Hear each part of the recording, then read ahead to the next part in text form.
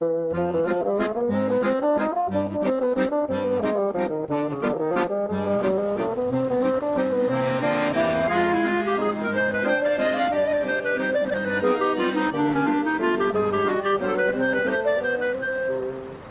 va la vie d'âme, va la vie d'homme. Voyez-vous balancer la tome, dit la vie d'homme, va la vie d'âme. Une mélodie de Perron à Paname, valse la dame et la vie d'homme.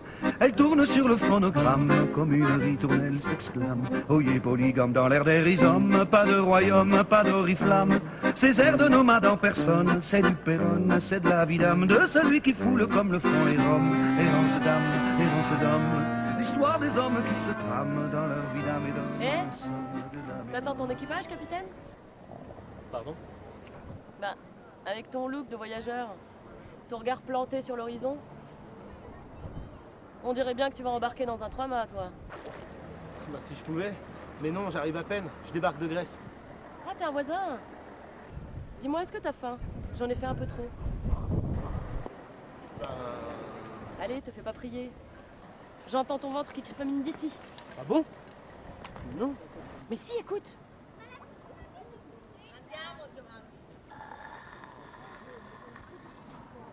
J'ai faim. C'est bien que tu te sois assis à côté de cette petite brunette. En plus, elle a des chicken wings. Et alors? Tu pique-niques souvent toute seule là, au bord du vieux port? Non, une fois par an. Toujours à la même période. C'était une sorte de tradition familiale, tu vois, de rituel. C'était?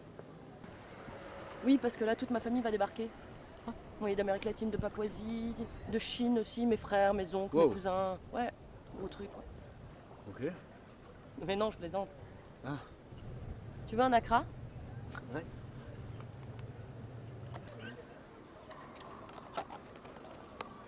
Et toi? C'est quoi qui t'amène à Marseille? Ah bah tu sais, je voyage, je découvre. Tiens, tu peux me passer une selle, s'il te plaît? Bien sûr. Merci. Je suis libre, quoi. Tu vois? T'en as de la chance, ça fait rêver. Tu dois en connaître pas mal des endroits, non? Quelques-uns. Et Marseille? Tu connais Marseille? Je suis venu il y a longtemps, mais c'était... Non, mais je parle de l'histoire de Marseille. Écoute, 600 ans avant Jésus-Christ, tout l'est du Rhône est occupé par une grande tribu qui s'appelle les Ségobriges.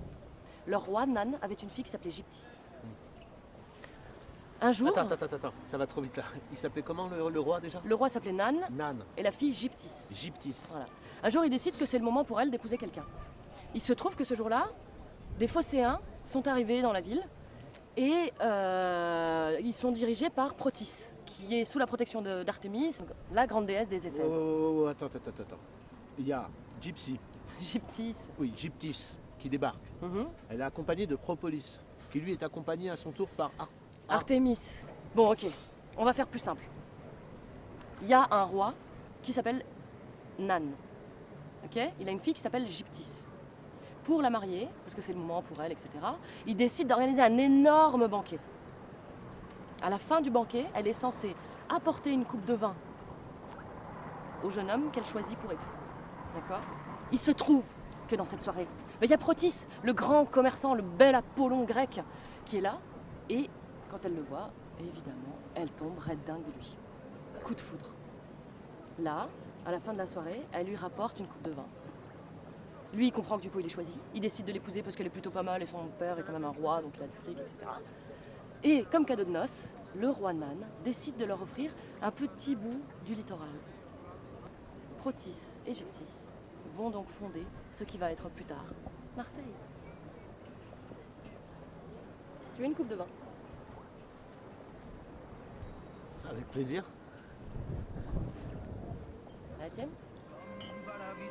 Va la vie d'homme, voyez-vous balancer la tome, dit la vie d'homme, va la vie d'homme, une mélodie de Ça Perron à marche Paname, à tous les coups. valse la dame et la vie d'homme, elle tourne sur le phonogramme, comme une ritournelle s'exclame, oyez polygame dans le vrai rhizome, pas de royaume, pas d'oriflamme.